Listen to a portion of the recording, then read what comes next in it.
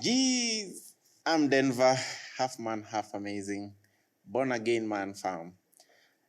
And we have yet another episode of At His Feet podcast. This is Steadfast Pursuits, where we not only seek to know God and make him known, but also to pursue him in our daily lives. And today we have a wonderful panel with us. Today, testosterone max, pro max. So tutaanza na on my left, tajiintroduce and then we go to my right. So yes, tajiintroduce to our audience. What's up, everyone? My name is Amon Kurgat. It's a pleasure being here today. Hapo sawa. To my right. Full man. A full man. A full human being. Brian Ochengo Nyango, born again. Glad to be here. Hapo sawa. So today we have a wonderful topic with us that these two brothers will help us to dissect. Na leo tunaongelea friendship. So we hope it will be a friendly conversation. Okay, we will try as much as possible to fire shots. So walk with us in this journey. So anyone can respond to this. So maybe tukianza to like from the top. When we wanted to have this conversation on friendship, we were focusing primarily on intentional friendship. And of course, in the course of the podcast, we will also be talking about even general friendships as people are used to. So maybe nikianza na where I'm on, when you hear about intentional friendship, what comes to your mind? I think for me, intentional friendships are, I think it starts first with the deliberateness. The deliberateness of, first of all, selecting a friend, and the deliberateness of following up, the deliberateness of actively wanting to know more and to basically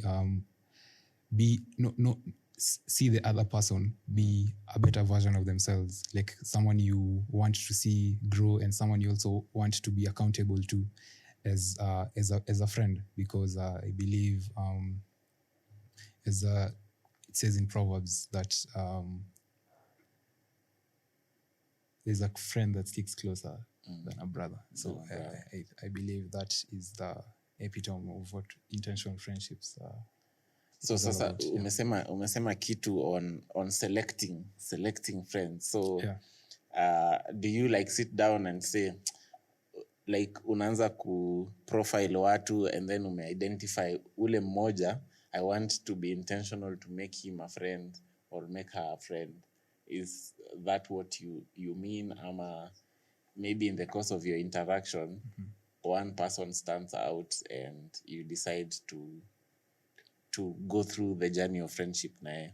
I think it's not really something that you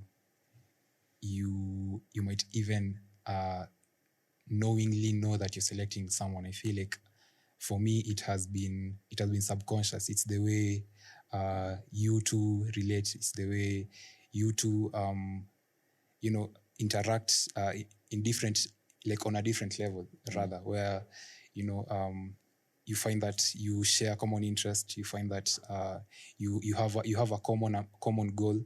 So it's like you're finding someone who is on the same journey as yours and just walking that journey with them. Brian, so yes. There's no point ile you have to propose to someone to be your friend. No. For good friends, you don't propose. Good friends, you meet them on the way.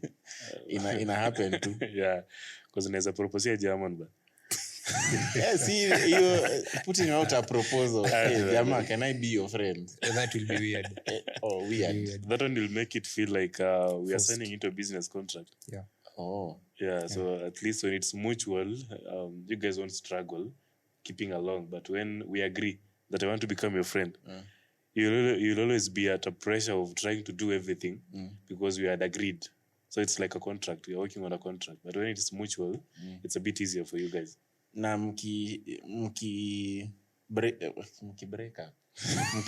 mkiacha kukua friends, do you now have to do it officially ama pia hiyo ni the same way inaisha anga tu like ikifade? Okay, apparently I think like tukigrow up ulikuwa unaambianga tu mse tumeishanwa friends. So maybe now for people who now understand you're all grown up and all that, when there's conflict and seemingly you have to end this now, it gets to a point where unaanza kusema ati sasa tumeishana officially ama pia hiyo inapotea hivyo vile ilianza.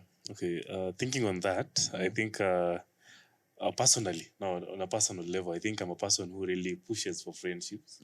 I really try to make it last longer because I don't believe that I don't hold the belief that friends can part ways because things are mendable. We can mend up things. As much as sometimes I might cross your line, we might cross boundaries, we can mend up things and bring back together. But if you part ways with somebody, they were not your friend. Okay. I think I'll still ask a question on that as we progress. So maybe sasa now from your part, like now intentional friendship, do you now hold to what Amon has said? Ama you have a contrary opinion? Ama from your perspective, what would it be? Okay, I don't know whether they mentioned this. He's talking a bit silent. For me, intentional friendships is just trying to make the other person better. Because as friends, we are here to hold one another. Because that is generally the definition of life. Life is all about supporting the other party. So once you have somebody around you, you'll purpose to make them better. You'll purpose to make them grow as an individual, as you also grow. Because it's nice to just have a purpose and a focus in life. Okay. Based on Chenya amesema tu, would you say friendship is also now from your perspective and not like two people point of view, should we have the attitude of it's a two-way traffic? So if I am not getting maybe any benefit coming from the second person, then history, we are not friends. I think generally speaking, all relationships are in some way transactional, but not in some way, but all relationships are transactional because it's usually a give and take.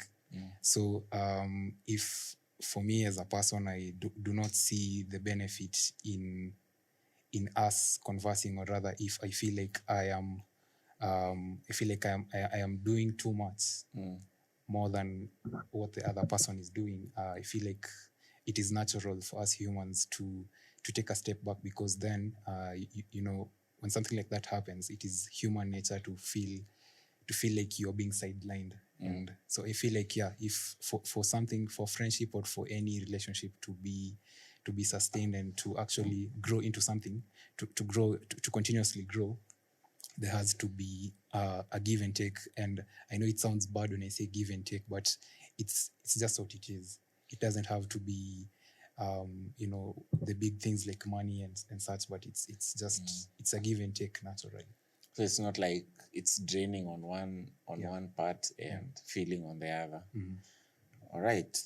So sasa, now Pia, we got the two of you here because the two of you are friends. I don't know how to categorize you. Is it maybe by the construct of society that you're best friends, ama you're just friends among the many friends that you have? Okay. Like I could have picked you and anyone else, and still we would have more like similar, maybe the connection that you would have, it's the same that you would have with him. Is it in that sense, or like out of all the friends that you have, he's like the closest, ama the best friend? Okay. I think I have many friends, but he stands out in a lot of things.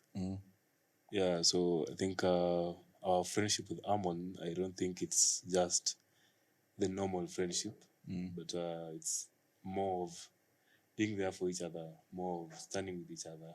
Yeah, so I can't compare it with other friendship. There are some things that I'll tell other people, but there are some things that I won't tell them. I'll tell Amon because maybe he'll be able to understand and he'll be able to give me the next thing to do. So hata hiyo pia inaturusha tu kwa swali nilikuwa nayo like to what extent like kuna information ile yenye unasema that unaweza muinform to this extent and not beyond. Like ile he knows a lot about you, but kuna ile hiyo ni tricky, hiyo huwezi mwambia. Okay, so far so good. I can say that I know myself as a very open person, and I've been able to share a lot with him. Sometimes they were so negative. I don't know what impact they had on him. Maybe that's a question you can ask. But I think I've always been so open to him. I can just call him at a random time and just tell him, I'm going through this and this and this and this. So I'll also hear his opinion on that thing. Then just close it there. Because I think one thing we have in common is both of us love talking on phone. So I'll just call him at a random time and we'll talk about it, yeah. Juu pia unajua mabeste wengi wakati wana interact like nikiona simu ya beste yangu hivi anafuatilia kitu, there is something he wants and we know we are friends, like tukipatana we are cool and all.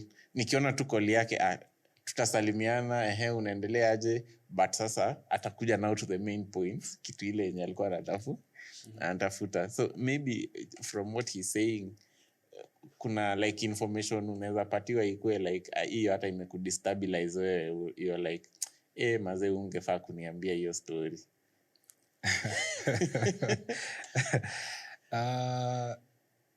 Ama kama pia wewe kuna unaweza enda tu up to this extent, hii ingine ni TMI. Yeah, so Brian vile amesema, for him he's an open book. He like everything that happens in his life, rest assured someone must know. Hata kama maybe si mimi, someone must know.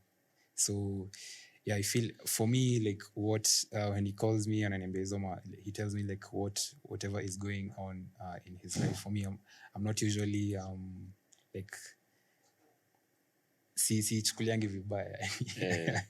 Mi niko easy tu. Mi nakonga easy, so mi sinanga pressure. So when you see your open book? Yeah, me I'm not really an open book. Haujafika hapo bado. So sasa kuna dem ashaikuja katikati yenu? No. We have different tastes. Yeah, you could have different tastes, but ile you guys are cool and all, but sasa maybe because wewe uko na dem ama yeye ako na dem, inakaa ni kama sasa ubeste yenu kidogo iko shaken out of the fact that you have ladies in your life. Yeah. You know the thing about boyfriendships ni kuna this sort of mutual respect yenye tunakonga nayo ya si ukiwa na mwanzi wewe fanya mambo yako na haita to affect in any way, because whatever you guys have and kitu yenye like friendship yetu ni two different dynamics. So yeah, me amekuwa na mwanzi for quite some time na bado tuko fiti tu. Mjaisikia ile tangu mse apate dem ametupa mbogi. Ama maybe hata dem yako labda anafikiria hii ubeste yenu inakula time yetu wawili. Okay. I do dedicate a lot of time to the person I love. So si lazima useme the person I love, sema tu demu yako. Sema tu my girlfriend. She's going to watch this. He has to. okay. She will see this. She'll definitely see this. Yeah. Shout out to Bryo's girlfriend. Shout out to Delhi. Utasikusanya girlfriend watakuwa wengi.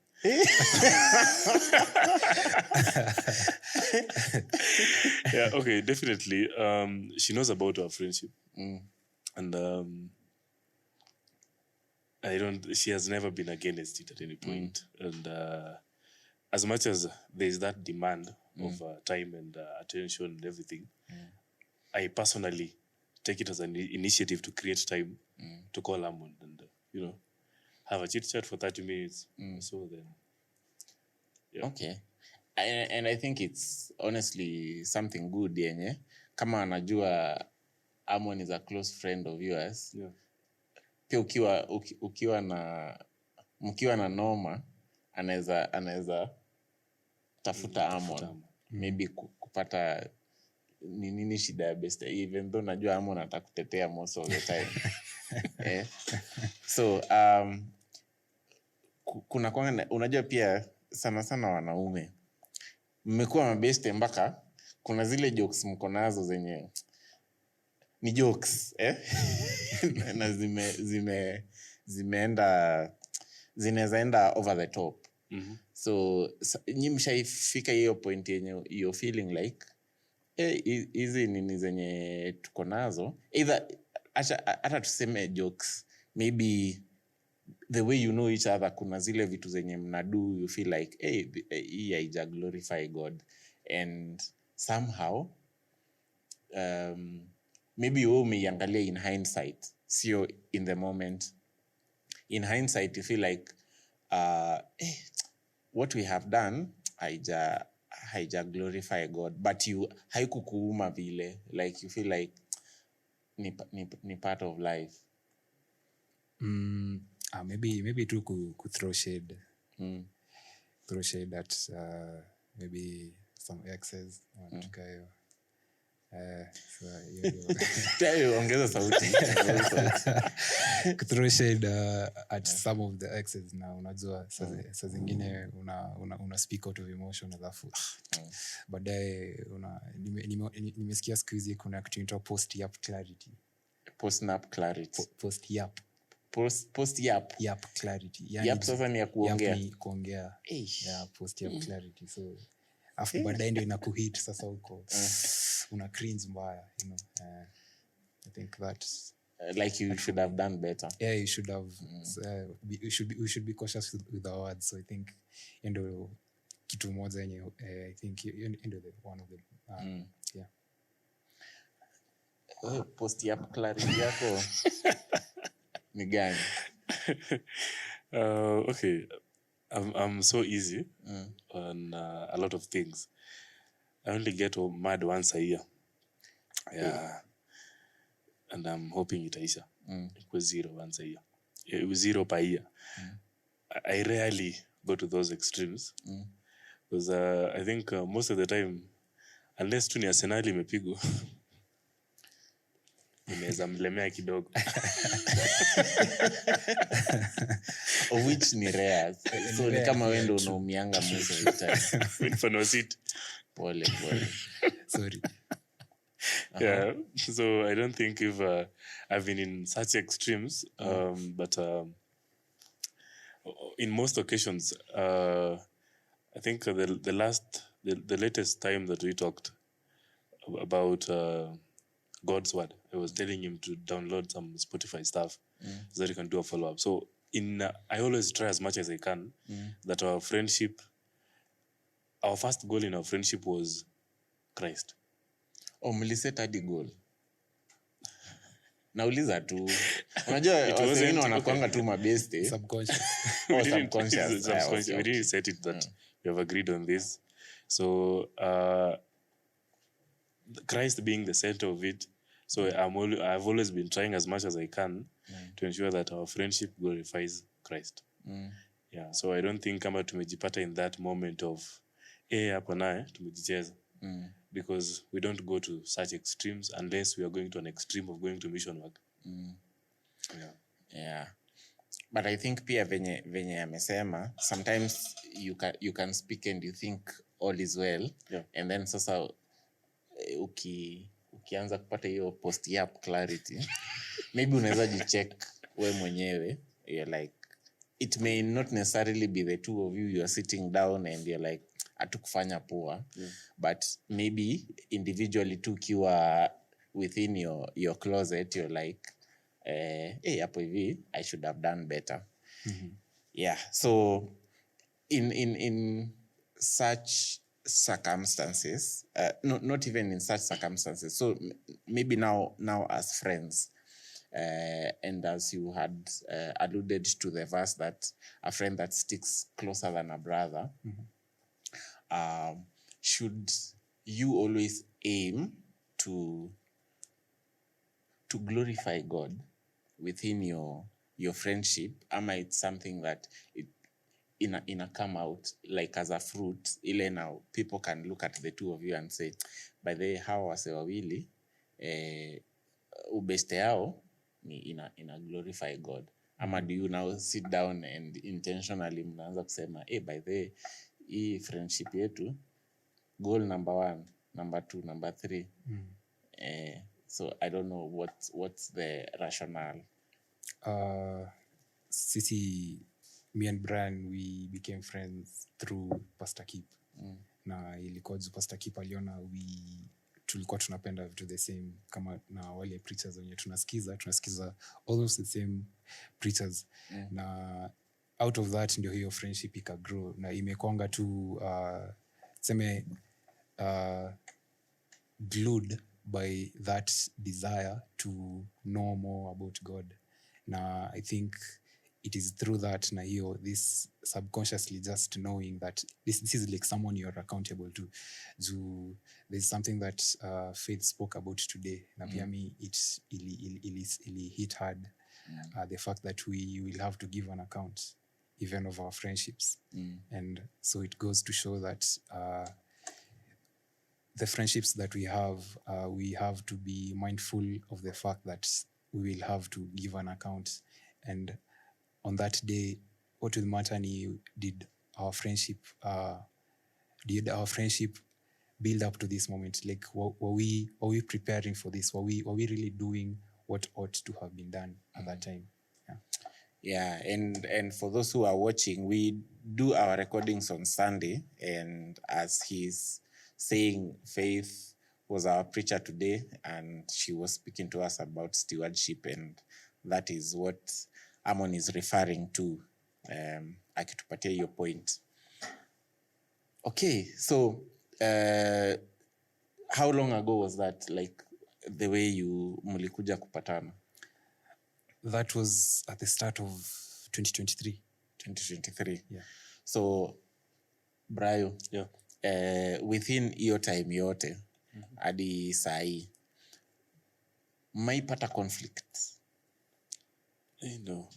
Amjai? I haven't experienced any, unless it is silent conflict. But I haven't Cold War. But I haven't experienced any since then. Because now my question would have been, how do you now like solve conflicts between the two of you? Because I am of the opinion that most of the time men wakikasirikiana, like mmekasirikiana kabisa, mnaweza patana tu mfanye tu kazi, kama ni kazi inawaleta pamoja, you will do the work and go home. But most of the time kusolve conflict between men inakuanga a little bit hard. So how do you foresee handling conflict between the two of you? Okay, maybe I can give a realistic example. There's somebody who wronged me some weeks back. Aliniblock na nilikuwa nimefika Thika man. Kuchukua mzigo fulani muhimu sana. So I never took it that personal. I said, okay, it's fine. I wasted time to come here, but it's okay. So I was patient to wait for him to call me back. And indeed he called. And I was like, it's okay, fine. So me, I'm a bit easy on giving up to a particular conflict for the sake of my peace, because I think the book of Galatians 5, verses 22, we get to see the fruits of the Holy Spirit. The gift of the fruits. Fruits. One of the fruits of the Holy Spirit is peace, love, So practicing these things personally in life has become something that I do desire every day. So I love to have that peace with everybody. And Amon can be a good witness. I've never been in a conflict with him. Yeah, I choose peace at all times. Good vibes. Yeah. Good vibes. How do you see conflict playing out? I feel like the only way to solve a conflict is through communication and being honest. Kuambia msee we bana hapa bana kuna vile haiko ni nice. I think that is how I foresee, because that is how I have always solved conflict before. Before I used to have a lot of passive aggression where I act ni kama naamua tu wacha ninyamaze tuishe hivyo, lakini I found that communicating and letting people know is easier, not just for yourself but also for them, because you will give them the opportunity, the space to apologize if they want to, or justify themselves if they want to, but in the long run it will also be for their good, because we all have a conscience, and the conscience in us accuses us every time we do something bad, as I think it's in Romans. And what if none of you, if there's a conflict between the two of you and none of you is willing to cede ground? Like, to you are right. Alafu sasa pia kwa yeye, he is also right. I guess we'll have to wait and find out your time ikifika, but I don't foresee that happening. So, okay. Yeah. Sawa. So sasa kwa ubeste unasikianga watu wanasemanga meaningful friendships ni mtu anakujenga in one way or another, and there's this mentality watu wanakuanga new year ikifika ati kama msee haleti value kwa life yangu na mcut off. Na mcut off. So like generally now regarding friendships, is this like an attitude that we need? Because hata motivational speakers wataanza kukuambia tu just assess your life, and there are people who like suck out the energy out of you, and you need to let them go. Look for someone who is of value and plug in. I don't know now, general friendships. Is that how it's supposed to play out? Na nikiunganisha na swali ya kwanza yenye nilikuwa nauliza ile ya ati do you now identify people and you set out a mission that by the end of the month these 4 people will be my friends. Unasikianga ati if you make 5 millionaires your friend, you will be the 6th one. I think first of all there's like the pro of that ideology, and there's also the con of that ideology. The pro of it being, yes, you will grow, but the con, I feel like the cons outweigh the pros, because the friendships that you might end up creating because you unataka kukua best ya umse na umemtarget, ni haitakuwa an honest bond, an honest relationship, no matter whatever you like, however you may try to fabricate it, haitakuwa genuine. I feel like genuine friendships huwa zina stem out of as a subconscious connection. So yes, there's a part of you letting go of people who are not beneficial to you. I'm sure we have all done that, and that does not happen. It happens naturally because we know that two people cannot work together if they have not agreed. So if you and that person do not share a common ideology, in the long run mtaanza tu fall away tuna itakuwa too natural. I don't know if there's that need of fast tracking it. Sometimes fast tracking it italeta a lot of aggression on their side. Mtu atasema unaringa and stuff, na pia italeta some sort of pride, which is not what we are trying to get at. It will be better if it is just natural. Yeah, that is my thinking. Yeah, sawa Brayo, wewe unakaa mtu wa kupinga hii story. Acha nikuulize tu ndio tusikie your opinion live on camera. Controversial. Mtu anaweza kuwa na best friend dame jamaa. Yeah, the last time I was asked such a question, I said no. Yeah, because just as Amon has said, and keep in mind everything you have said, like in apply between now the two people. Yeah. Okay. First of all, the reason why I'm saying no is ladies are more of emotional beings. Yeah, we will become friends. We will be good friends, but there is that level in haezi fika ya kuwa friend ama like for example, where I am with Amon, there's kuna vitu we will share yenye naweza mwambia and it won't go well with her. There are some lady things that she needs a lady friend to tell. So like which one? For example, okay, now what do ladies talk about? Okay.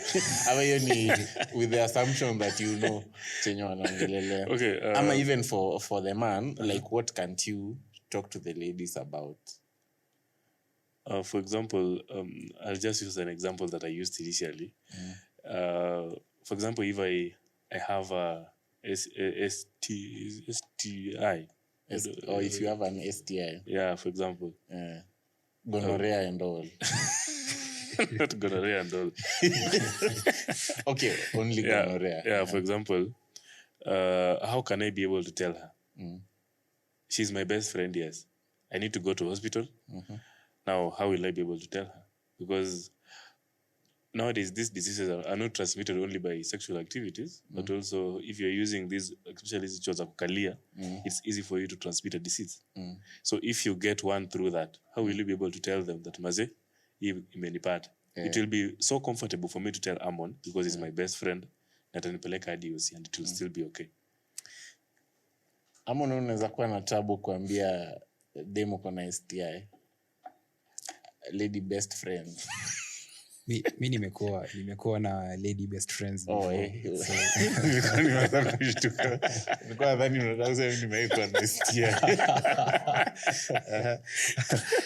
Na ilikuwa so transparent. Ilikuwa like kama a brother sister relationship, lakini ilikuwa more than that. Na at that point in life, vitu tulikuwa tunashare zilikuwa close to that, so I feel like mimi, but sahi sijui, but maybe at that time I would. Ni vile pia thinking about it sahi na hii vile tunaendelea ku grow, I don't think I'm not even thinking about myself. I'm thinking about maybe her partner. Sahi wewe huwezi kubali kudate mtu akona chali best friend. Huwezi kubali kudate dem akona chali best friend. So for the safety and the security of huyo msee, I don't think there's need for that. Okay. Yeah. Brother, unaogopa you will fall in love. Okay, honestly, several it has happened. Hey. Yeah. Emotions work funny. Yeah, there's a friend of mine who became good friends. We used to walk a lot together. on several occasions we ended up, dating. not dating.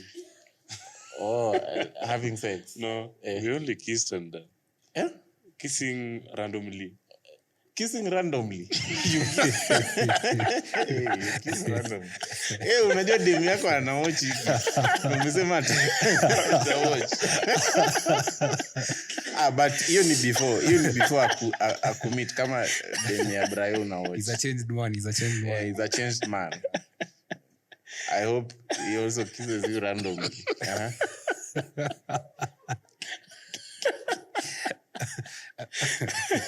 Yeah, so I think having a lady friend might not do you good. Yeah, because there are some things, but it's okay for me to ask someone, hey, unaweza kuja home, at least spend a night at my place. There are some few things we want to discuss. Now, if I have a lady friend. Oh. Okay, I hear you. Good thing in the African perspective, we are very heterosexual. Yeah. So sometimes kuna mtu alikuwa ananiambia ati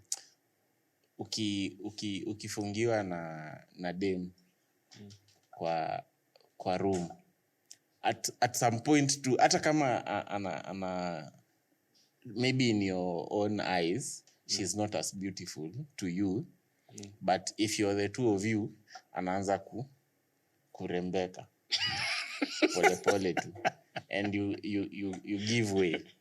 Yeah, so I think maybe from what I have picked from all of you, in as much as things happen organically, it also has intention behind it or besides it. Kwa sababu at some point, two of you as men, maybe what would you want to tell the audience out there regarding this issue of friendship? Tuanze na Amon, tumalize na Brayo. I think when it comes to friendship, I believe that we have to be deliberate. We can't be superficial about the people we choose to allow to be close to us, because very much so, the people we have around us are going to shape who we are, whether we like it or not. So I think we should reflect on our lives, reflect on what we want, and try to allow those people who you feel align with what you want in life to be close to you. Allow those kinds of people to be close to you, and in the long run, it's going to be beneficial. Hapo sawa, Brayo. Okay, personally, what I can give our viewers and listeners about friendships is basically you fight the fight to make your life the best. And through fighting, it means that you bring the best people around you. You keep yourself with the best company in order to ensure that the investment you're making, the investment that you are doing for yourself is the best for your future, because your friends will build you and your friends might destroy you. So as you are trying to make friends, as you are growing in life and everything, try and ensure that those people who are around you are people of quality. Not that you start choosing, but also carry yourself with quality, and you will attract good quality. Because if you carry yourself with a lot of you're just bad quality, you'll also attract exactly what you are. So if you specifically invest on yourself to have good character, to have good behavior, well-mannered, you'll also attract people who are well-mannered, and you will mutually benefit one another without even agreeing that we want to benefit one another. So I think people should be intentional about friendships and ensure that you attract the good quality that you are. So make yourself the good quality first, and then you'll get the good quality. Hapo sawa. Asanteni sana. For me, I would want to tell all of you that mtu ni watu. So you don't have to maybe isolate yourself from community. Make as many friends as possible, but also have a close friend that you're able to open up to when things go south or bad for you, that you're able to let things out and someone is able to listen to you and help whenever it's needed. So thank you so much for honoring our invite.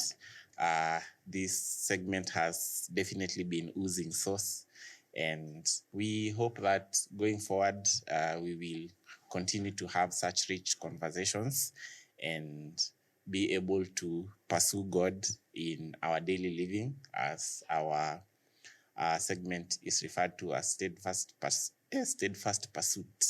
So until the next episode, it has been an absolute honor to host and moderate this session tonight, as at the time of recording.